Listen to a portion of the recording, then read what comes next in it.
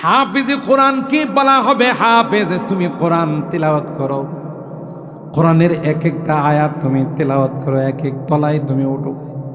হাফিজ বলবে না না।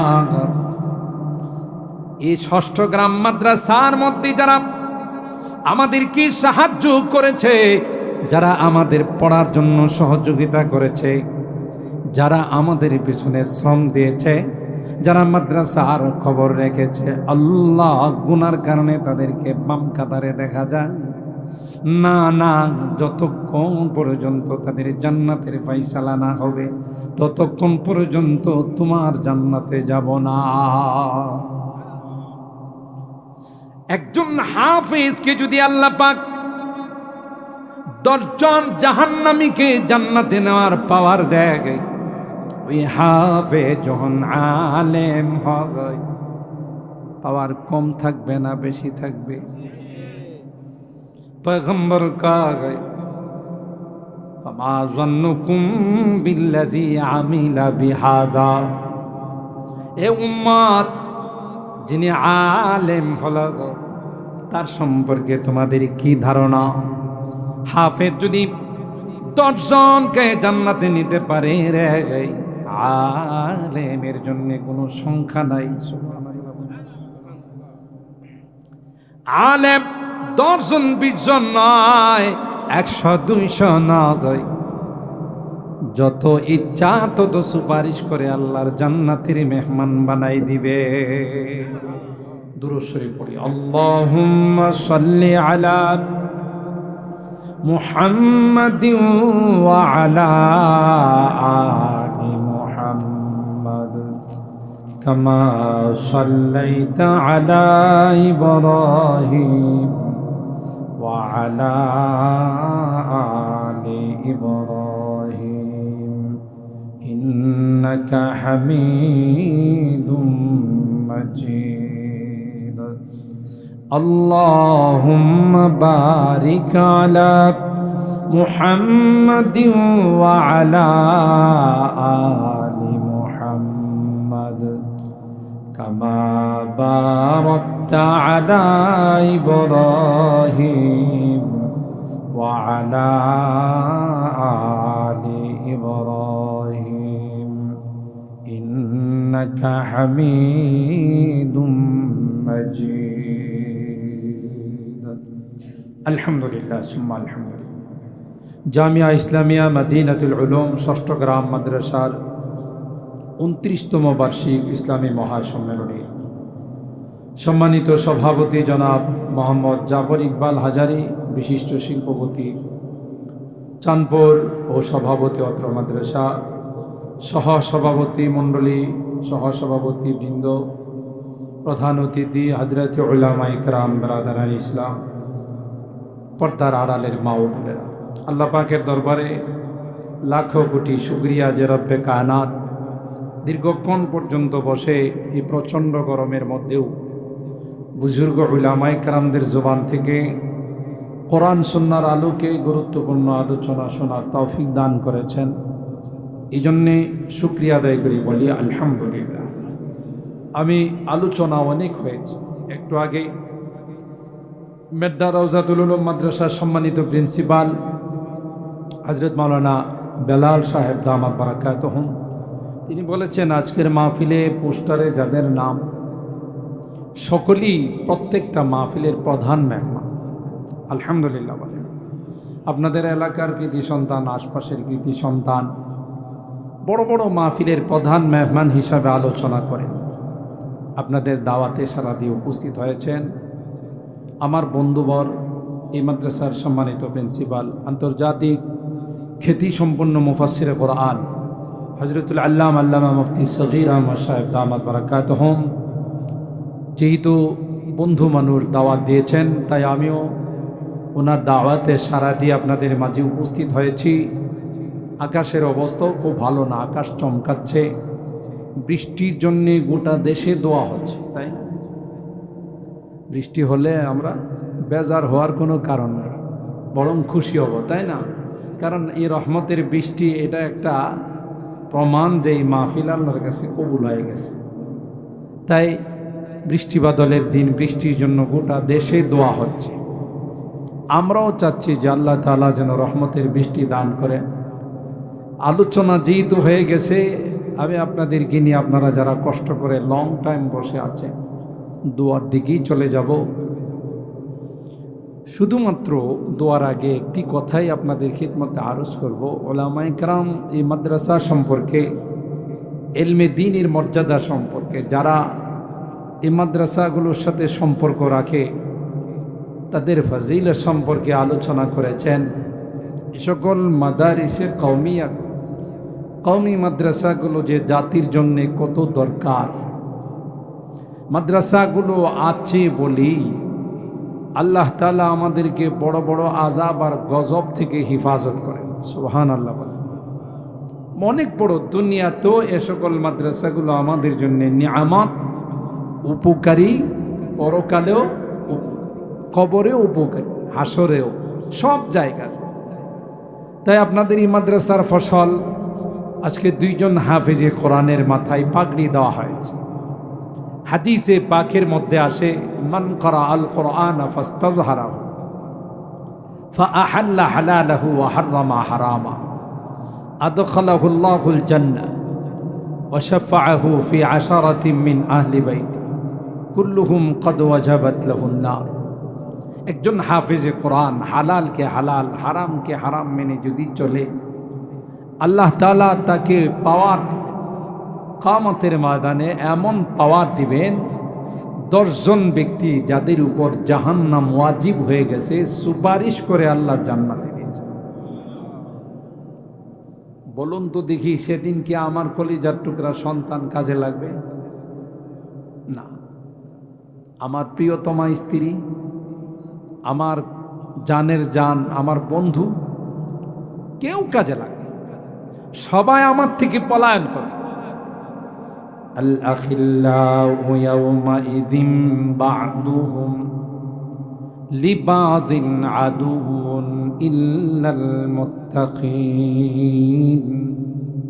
কোরআনে আল্লাহ কয়, দুনিয়াতে যারা বন্ধু ছিল, একজন আরেকজনের দোস্ত ছিল, কিয়ামতের কঠিন ময়দানে কোনো উপকার তো আসবেই না, বরং একজন আরেকজনের দুশমন হয়ে যাবে। বন্ধু বন্ধুকে বলবে, তোমার জন্য আমি নামাজ পড়ি নাই, তোমার জন্য দিনের উপর চলতে পারি নাই, তোমার জন্যে আমি কোনো দিনের কাজ করতে পারি নাই। আজকে জাহান্নামে যাওয়ার সবচেয়ে বড় প্রতিবন্ধক, সবচেয়ে বড় কারণ হলে তুমি। একজন আরেকজনকে দোষারোপ করবে, নেতা তাদের অনুসারীদেরকে দোষারোপ করবে, অনুসারীরা তাদের নেতাকে দোষারোপ করবে। আল্লাহ পাক বলেন, ওই কঠিন ময়দানে যারা দুনিয়াতে ইলমে ওহী যারা অর্জন করেছে, কোরআন যারা পড়েছে, কোরআনের সঙ্গে যাদের মহব্বত ছিল, এরাই আমার আপনার সাহায্যে এবং আমার আপনার উপকারে কাজে আসবে। সুবহানাল্লাহ। হাফিজ কোরআন কি বলা হবে? হাফেজ, তুমি কোরআন তিলাওয়াত করো, কোরআনের এক একটা আয়াত তুমি তিলাওয়াত করো, এক এক তলায় তুমি ওঠো। হাফেজ বলবে, না না,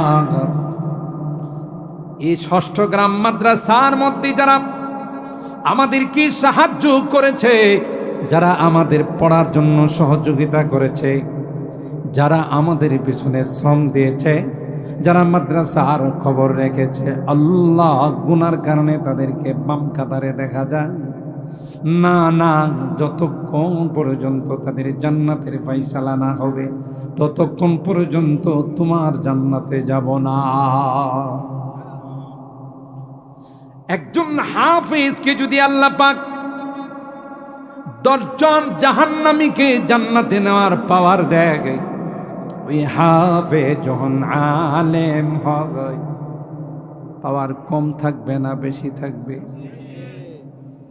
পয়গম্বর কয়, ফামা যান্নুকুম বিল্লাযী আমিলা বিহাযা। এ উম্মত, যিনি আলেম হলো, তার সম্পর্কে তোমাদের কি ধারণা?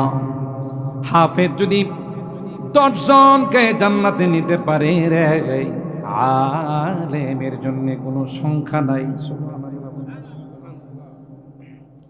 আলেম 10 জন 20 জন নয়, 100 200 নয়, যত ইচ্ছা তত সুপারিশ করে আল্লাহর জান্নাতের মেহমান বানাই দিবে। এই জন্য আল্লাহর হাবিব বলেন, আলমার উ মামান আহাব্বা, দুনিয়াতে যে যাকে ভালোবাসবে তার সঙ্গে তার হাসর। সুবহানাল্লাহ। দুনিয়াতে যার সঙ্গে তার সময়টা কাটবে, একদম একটু এদিকে দিয়ে, বাতাসটা ওইদিকে চলে যাচ্ছে। জি জি ঠিক আছে। মুহতারাম হাজিরিন, সাহাবী একজন বুখারী শরীফের মধ্যে আসে, বেশি গেছে সাহাবী প্রত্যেক নামাজে সূরাতুল ফাতিহার সঙ্গে সূরা মিলায়, আর সাথে সাথে সূরা ইখলাস মিলায়। সিস্টেম তো হলো সূরাতুল ফাতিহা আর একটা সূরা, কিন্তু উনি একটু ব্যতিক্রম। সূরাতুল ফাতিহা পড়ে, সূরাতুল ফিল পড়ে, সাথে সূরা ইখলাস পড়ে। দ্বিতীয় রাকাতে সূরা কুরাইশ পড়ে, সাথে সূরা ইখলাস। তো অন্যান্য সাহাবীরা আল্লাহর হাবিবের কাছে গিয়ে নালিশ করলেন, ইয়া রাসূলুল্লাহ, আপনার এই সাহাবী একটু ব্যতিক্রম ধর্মী নামাজ পড়া, প্রত্যেকটা সূরার সঙ্গে সূরা ইখলাস মিলা। আল্লাহর নবী সাহাবীকে ডাকলেন, কেউ তোমার নামে তো অভিযোগ, তুমি প্রত্যেকটা সূরার সঙ্গে সূরা ইখলাস মেলাও, এটা তো সিস্টেম না, একটা সূরা মেলাও। কই হুজুর, সূরা ইখলাসের সাথে আমার যে ভালোবাসা, সূরা ইখলাসের সাথে আমার যে মহব্বত, আমার যে সম্পর্ক শুরু হয়ে গেছে, এর সঙ্গে যে আমার গভীর অন্তরের কানেকশন, আমার ইমামতি যাইতে পারে, কিন্তু এইটা আমি ছাড়তে পারবো না। পয়গম্বর বলেন, হুব্বুকাল ইখলাস ইউদখিলুকাল জান্নাহ। এ সাহাবী, আমি পয়গম্বর বলে দিলাম, সূরা ইখলাসের মহব্বত তোমাকে যতক্ষণ পর্যন্ত আল্লাহর জান্নাতে না পৌঁছাবে, ততক্ষণ পর্যন্ত তোমার সঙ্গ ছেড়ে যাবে না। সূরা ইখলাসের মহব্বত তোমাকে আল্লাহর জান্নাতের মেহমান বানাই দেবে। সুবহানাল্লাহ। তাই এই সকল কোরআনের পাখিদেরকে যারা ভালোবাসবে, মহব্বত করবে, একদিন বুঝে আসবে যেদিন কেউ আমার আপন থাকবে না। এই কোরআনের পাখিগুলোকে যখন বলা হবে, পড়ো, তিলাওয়াত করো, 6666 তলা টাওয়ারের মধ্যে তুমি উঠতে থাকো, বলবে আল্লাহ, এই এলাকার মানুষগুলো আমাদের মাদ্রাসাকে ভালোবাসতো, খোঁজ খবর নিত, আমাদের সুবিধা অসুবিধাগুলো জানার চেষ্টা করত। আজকে এরা জাহান্নামে চলে যাচ্ছে, আর আমি তোমার জান্নাতে যাব, তা হবে না। তাই এদেরকে জান্নাতে দেওয়ার সুপারিশ করতেছি। আল্লাহ তাআলা তার সুপারিশ কবুল করে কমপক্ষে 10 জনকে জান্নাতে নেয়। তাই লম্বা আলোচনা নয়, আকাশ চমকাচ্ছে।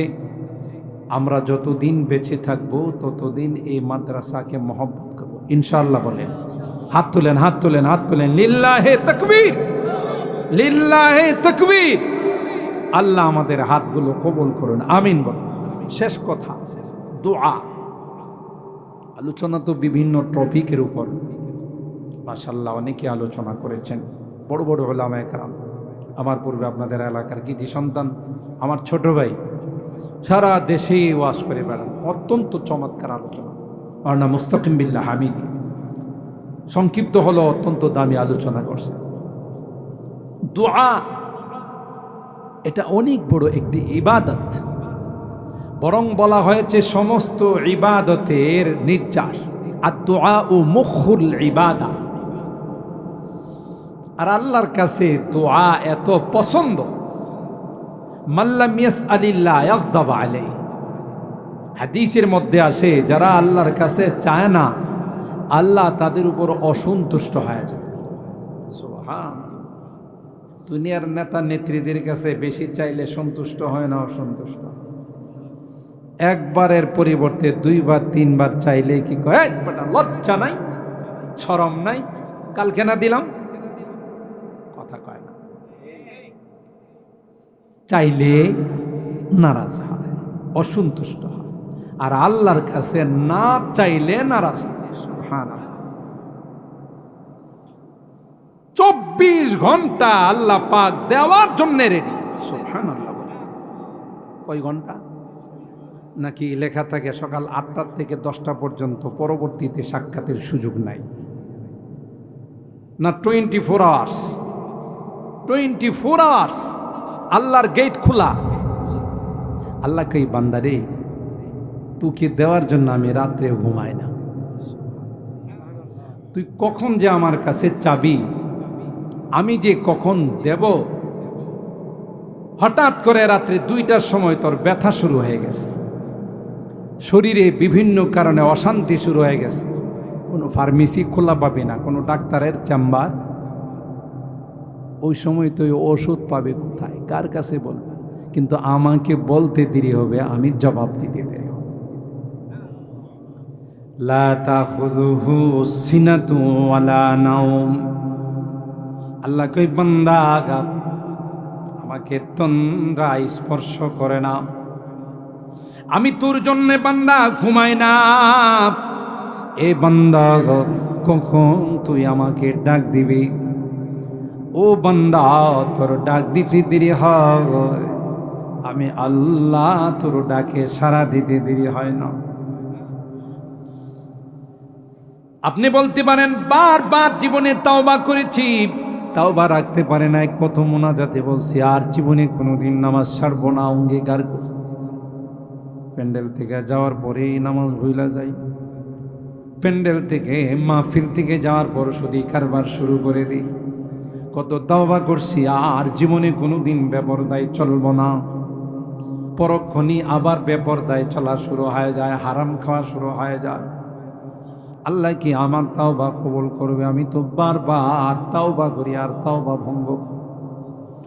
আল্লাহ কই, বান্দা কুল ইয়া ইবাদিয়াল্লাযীনা আসরাফু আলা আনফুসিহিম লা তাকনাতু মির রাহমাতিল্লাহ ইন্নাল্লাহা ইয়াগফিরুয যুনুবা জামিআ ইন্নাহু হুয়াল গফুরুর রহিম। আল্লাহু আকবার।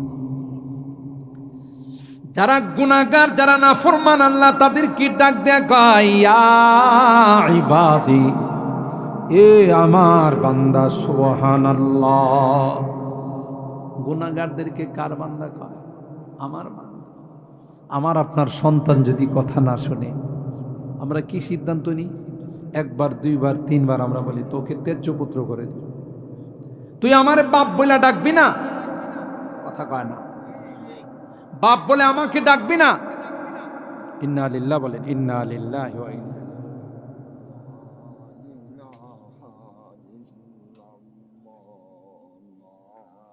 জিকির পড়েন, সকলে জিকির পড়ে, লা ইলাহা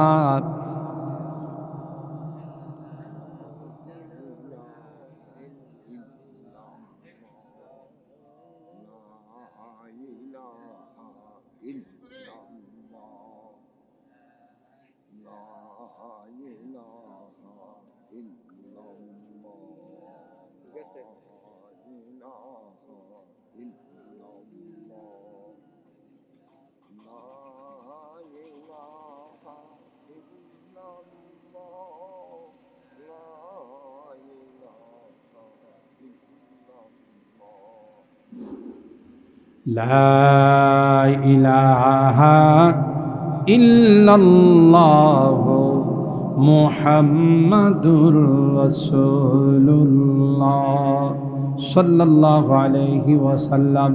এ মুসলমান, আল্লাহ ডাক দেয়া কয়, গোলাপ, আমি তোমার বাবার মতো নই, তোমার মার মতো নই। গোটা বিশ্বের মধ্যে আমি আল্লাহ 1 ভাগ রহমত বিতরণ করে দিয়েছি। সুবহানাল্লাহ। 99 ভাগ রহমত আমি আল্লাহ আমার কাছে রেখে দিয়েছি। গোলাম, তোর ডাক দিতে দেরি হয় রে, আমি আল্লাহ তোর ডাকে সাড়া দিতে দেরি হয় না। বান্দা আল্লাহকে ডাক দিতে দেরি হয় জবাব দিতে।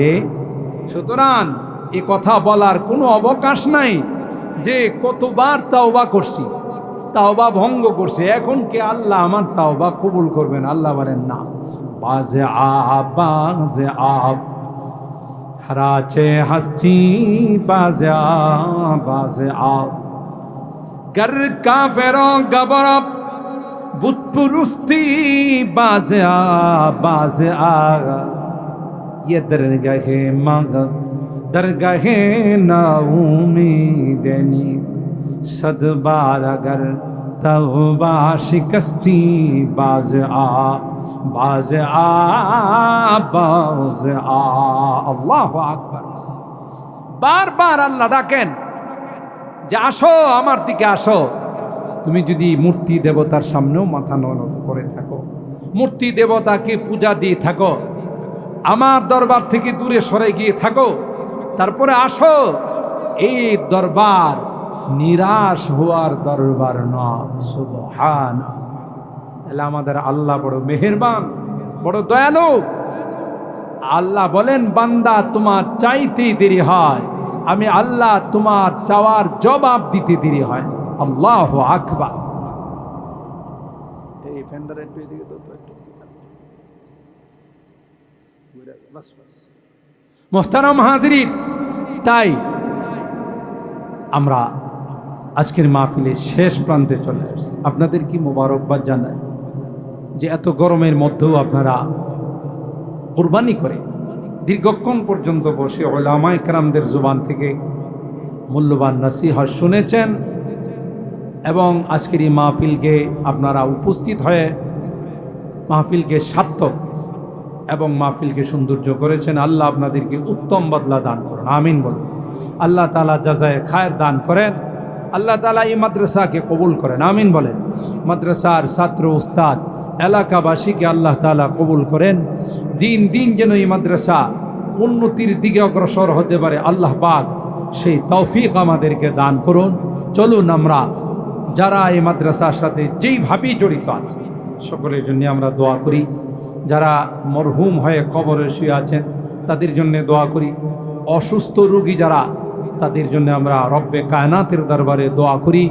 এবং আমরা এখানে যারা উপস্থিত হয়েছে আল্লাহ তাআলা আমাদের সকলকে যেন নেককার দিনদার হিসাবে কবুল করেন, সেই জন্য আমরা সকলেই মহান রব্বুল আলামিনের দরবারে দোয়া করি।